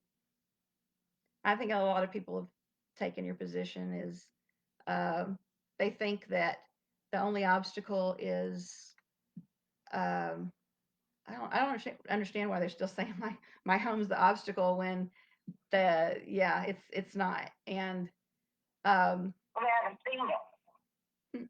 hmm? They haven't seen it. All the court can go on the basis of is the last report they had on your house. Okay. Which when it wasn't unsafe or unhealthy. They couldn't say it was unsafe or unhealthy. So inappropriate, not ideal. Inappropriate, very, very, very inappropriate. Very cluttered. Not per se dirty, but very cluttered and not appropriate for raising a child is what they said. But um, yeah, but it's it's like I said, it's not just my house. If my house was in, see, that's the thing, is if you think that if I have my house show place condition and have it inspected, do you think that'll be the end of it? No, it won't be. He's No, I just think it's just one obstacle. It's one of the things on the list of things that stand in your way to visitation. Okay, and it's a fairly easy thing. That's why I'm concentrating on the clean house thing. Or the non-cluttered house. I'll tell you what. Uh, it's not easy for me to have random strangers thinking they can come into my life and tell me how to arrange my furniture. And um, I've heard people say you can't have toys in your living room. And I've been on many of those inspections, and that's not the case. It has to be pretty bad. well, I've had I have we went to counselor one. I've heard counselors say that. I've heard counselors say that. Yeah. But it's very rarely the only reason. But the thing with Delara's dad is he wants, if Delara is with me, he wants to control, and he's done this. He's done this. He wants to dictate what I can have on the walls of my house. I can't have Bible verses on the walls of my house where Delara will see them. I can't have. That's not what the court based their decision on. Okay, the court doesn't base their decision on his wants. Okay. Well, they had to have something to hang their head on, and in your case, what they had to hang their head on was my junkie basement. Inspection, the psychological evaluation. What else? What were the other things they were requiring from you? in-home therapy. Uh, and I told her that hearing that he'd already quit, and she says, "Well, you can file a petition for contempt for him not getting the in-home How much therapy." in-home therapy did you have? The in-home therapy, the home study. And did you have to have in-home therapy also? The person who recommended it wanted him to have in-home therapy and me to have in-home therapy. And I don't want any. I don't want any therapy. I don't need any therapy with my daughter, and I would resist that anyway. Even after not seeing her for 6 years, in any If I meaningful no, way, I you don't think think that there would need to be I therapy to I have seen her in 6 years. It's been like 2 years. in any significant way? In 6 years. Why Okay, why not would 6 why would years. I need How long has therapy? it been?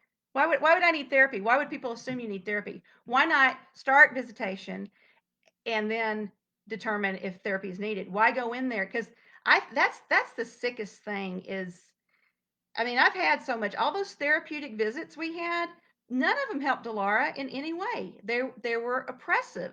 She didn't like it. She didn't like these strangers in her life. And I don't think I would like it if, if my dad has gone overseas for Well, 2 years. yet you're complaining that he ended in-home therapy. Okay, and you think that that's a material change in circumstances, yet you refused in-home therapy altogether. So what's okay for him is not okay for you. He needs it. He needs it, and he said he was a couple years ago. He said he wanted to get it. Who says your child doesn't? I know she doesn't need it with me, and if she does, she would let me know. If she does, she would let you know. Yeah, Really? she lets me. She would let me. Don't you know your kids enough to know when they're having problems? And Not if I've been separated from him for 6 years. I haven't been separated from her for 6 years. I've Sure you have. In any meaningful way. well, except I still know how to meet her needs. But anyway, okay, I really got to go. I'm out of time. Well, thanks for chatting, and You too. We can do this again sometime. okay, Get more specific. okay, all right, bye. All right. So that was Lisa Luthi. She's a retired attorney, and I don't know who will watch this. It says 19 people. Who would those 19 people be? Eyes. Okay, so basically her goals are different from mine, and this is one reason I don't harshly judge other people when I say, well, why don't if I were you, I would do this. And she's, these things, she's speculating about a bunch of stuff, and I might be speculating too, but I've got a lot more background with my daughter's dad and with the judge. So she's like, you should do all these things. I mean, the big thing is the house, but I've already got the house taken. Let's take. I'm satisfied with having the house issue on the back burner for the time being, because then we can move on to all these other ridiculous obstacles that they're putting in front of me. So it's not the house, it's me. And that's what the guardian ad litem said. Miss Hubble's still Miss Hubble. And um yeah, it's I'm I'm not going to take responsibility for yeah, people say, well, the order of protection was your fault, and you know, if I had known then what I know now, I mean, I was acting in good faith. Her dad has never acted good faith in court, and I think if the judge had supported my daughter's rights and my rights from the beginning, this wouldn't have happened. I think the court of yeah. So we disagree. There's not really much point in beating your head against the wall, because my values and perception of the situation is fundamentally different from hers, and it's like she doesn't understand the hoops I jumped through and all the accommodations I made early on, thinking that that would preserve my rights. And the more I complied, the more they took away from me. I think she came in I think I gave her the whole case. She asked me to. She'll have to send me an email. What did she ask me for? I sent her the whole. I sent her everything. I sent her the entire appellate record, and I think I sent her from the first custody modification trial too, because I think that's where my first divorce thing was, where my daughter's dad got primary custody and I got visitation, and but I was always my older kid's primary parent in real life. Even on paper, it looks like we just worked it out. And when they were little, they were in high school. They and after Delora was born, they spent based. And I was talking to my mom about this too. It's like when you're teenagers, you don't want to. It's just easier to have a home base instead of. And our houses are only 10 minutes away from each other, so or at the most. They've been 5 minutes away. They've been 10 minutes away. But I think families should be able to work out what works for them the best, and to have what's best for the child, both parents have to be considering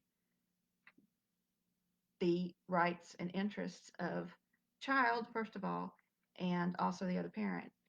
And I've always respected his parental rights, and I've even put him ahead of mine because that's what I've always said is if she's only ever has only one parent, it's going to be him because I will never get between them ever, ever. And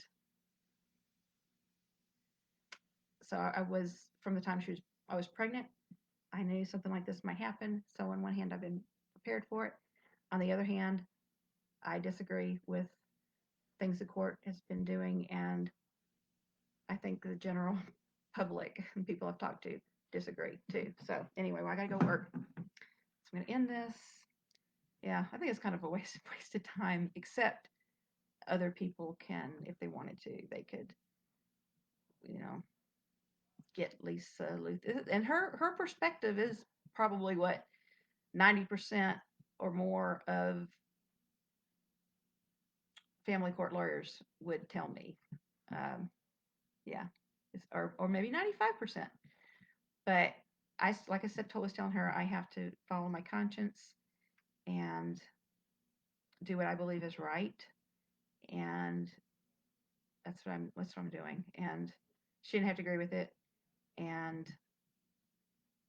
she thinks she knows how my daughter's gonna respond, and we'll see. And if my daughter wants to say, why didn't you just do everything they told you to do, and maybe you could have seen me more, and she wants to be mad about it, I'll just tell her I did the best I could with the information I had.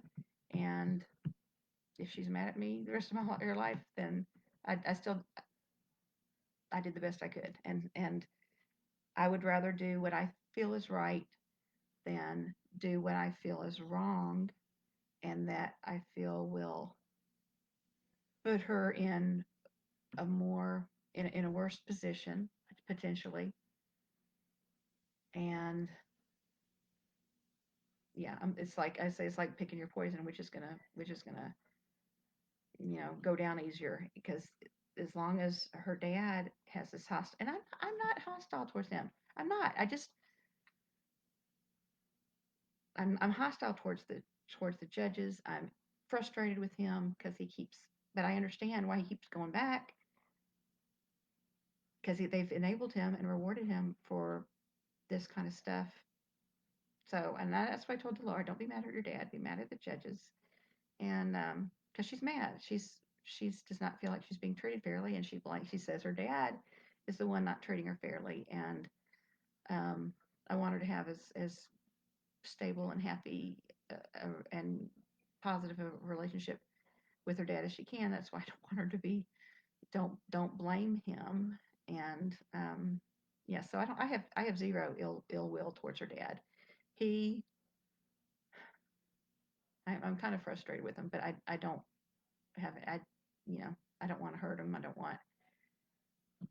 I wanted it to be fair and reasonable, and I don't think that's too much to ask, but maybe it is. So most people are going to especially if they're in the system, they're gonna say I should do whatever and hope for the best. But I had the best, and they took it away from me for no good reason. They had no good reason to do what they did, and I don't, that order of protection. What I did might have justified a. Uh, I said I don't care if I don't want to talk to him, and if there's a no contact order between me and him, that suits me just fine, as long as it doesn't interfere with the juvenile court order. But so he got the circumvented the juvenile court order, and I don't know. So I'm gonna quit and go to work and keep doing. She did not give me any new information that would change my mind about me, whether I'm taking the right path for my daughter. But everybody else got to hear what she wanted, her input into my situation. So if anybody wants to talk to her about something else later, she can. She's retired, and I think if you got to chat with her, uh, Lisa Luthi, you can. I think she'd be. Yeah, she's. I think if I were a retired lawyer, I would like to talk to people about their situations and give my insight. So that's what she did with me, and I don't know. I don't know if it was. It's kind of stuff I've all heard before that I very strongly, very very strongly disagree with. She didn't give me any new information. I do think my if my daughter needs to come to court and have a list of questions to be asked by the judge at least, and if that'll be my opportunity to get some new information because I need new information, and um, yeah, and then I'll have another, have moving forward. I have some better information about her and her feelings and her preferences that right now I'm just speculating about. So, but I really do think that in this case, I mean, she knows her dad didn't like me, and she knows that I will never keep her from seeing her dad or get in between them. So it's not like we hate each other, and her dad didn't want me to see him, and I don't, I always said I'm gonna when he tried to keep her from me, and in after this DCS got first involved over the spanking thing, and I told her, I said, you know, your dad, I probably won't be able to pick you up on Saturday like we usually do, and that's because he'll probably keep you, and that's what he did. He didn't give her back. Um, and then when it was my time to drop her off with him, she'd say, I don't want to go to my dad's, and I'm like, I you have to go to your dad's. He's not following the schedule. I'm going to follow the schedule. I'm going to do what's right, and you have to go. And I'll see you, after school on Monday. But I just don't think outside people looking in see everything they think they see all the time. And I'm confident that what I'm doing right now is the best I can do right now, and making compromises where I shouldn't be making compromises because it's going to be unhealthy and hurtful. I can't do that because I'm going to be the one dealing with this man, and I can't afford to let somebody. I mean, I'm having a hard enough time just dealing through court, and if I had to deal with him and court at the same time, which is what I think is gonna happen. Um, like if I got any parenting time, I want them to prove me wrong. Prove me wrong. If I um, get my unsupervised 3 hours a week unsupervised parenting time like I'm supposed to get, Is he going to complain to the judge every, like he did with the phone calls, everything I said on the phone? He would like take things out of context or put a negative spin on it. So that's what Delora and I have to look forward to for the next 6 years, unless he has some kind of change of heart. Is he's going to constantly be attacking everything I do and say, and he might act nice sometimes if he thinks it'll give him an advantage, make him look better. That's I just it blows my mind that anybody who knows the situation like Lisa does, and she like I said, she has the whole case history. She hasn't talked to him. Maybe no, she didn't need to talk to him. She can read the pleadings and see what he has to say about me. And there's just it's just that it's just an unhealthy situation, and it's not like there's drugs or alcohol or physical violence, but people's mental health needs to be protected. And I just don't think, if people don't respect my own discretion in parenting her, that will constantly be attacked. Delara and my relationship will constantly be attacked, and I can't. I don't want. It's just that's just going to be too much for me to. I just don't know if I could handle that. I mean, it's bad enough the way it is now, but if it's like, if I could get 3 hours a week, and then every other week I wish the judge would respect his rights to be, you know, do his parenting his way, his time, and respect mine. That's what we did before Delara was flourishing under those conditions. Why? Why did they? Um, why did they erase me? Why are they um, complying with his every wish and every request to keep me from meaningful contact with her? Uh, until we and you know until we get a judge who believes that the rights of the child and the interest of the child are not being supported in this condition, and that there needs to be changes. And the biggest changes is his attitude towards me. It's toxic, and it's bad. I just don't. And if she thinks that um, anything I do, there's nothing I can do. That's basically what he said in mediation. He didn't want me to have any parenting time. There was nothing I could do or say to change his mind. And in court, he would say, well, when she can prove she's mentally stable and won't harm the child. But that's never going to happen in his head. In his head, there's nothing I can do to convince him that um, Delara is better off having meaningful contact with me. He will always be putting up obstacles. He will always be lying about me, as long as it's okay with the judges that he's got this attitude and engages in all this interference. So, will I be disappointed? Yeah, I'll be disappointed. Will I be surprised?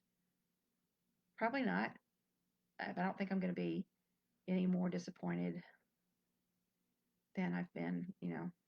I'm pretty much used to it now. I don't have high expectations. I don't have expectations for justice, and I do 100% believe that Delara trusts me. She trusts my judgment. She knows I love her so much, more than there's nobody in the world I love more than her or care more about her. And I want to be in good mental health um, when she's an adult, and I have to protect my mental health, and I have to ask for relief from the courts and make my argument. And Lisa Luthi is not the one making the decisions, but And she might be right about the outcome, but I'm right. There's not very many things that I felt like I was really wrong at the time with the information I had. Um, Big things. There's not any big things. There's some little things like, oh, I could have handled that better. But as far as my convictions go, you know, this is what I'm doing. I Other people might want to take her advice in their situations, and it might be the best thing. But that's your decision. You've got to live with the consequences. You've got to live with deal with the consequences that your child suffers as a result of your decisions if you make poor decisions. So I pray a lot, and I'm going to keep doing what I feel is right, and it doesn't really matter if other people think I'm right or not, because as long as I keep my conscience clear, no matter what else I lose, um, I have to do what I think's right. So, and you do what you think's right. You do think you what do you think is right in your life, and I'll do the same and hope for the best for all of us. Where's my end? There's my end.